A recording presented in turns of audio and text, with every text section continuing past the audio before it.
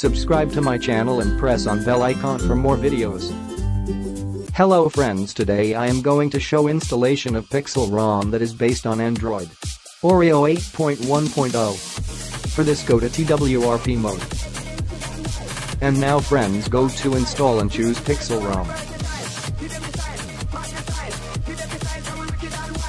And friends, wait for boot.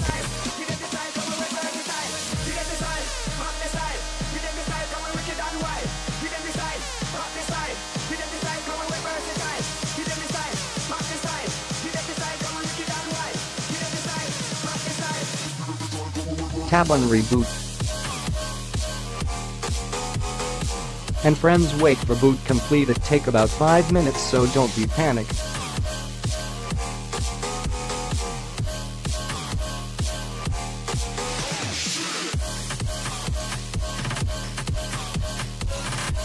Finally, we booted up. Now for review, see on description. And friends, this ROM is totally stable, bugless and smooth.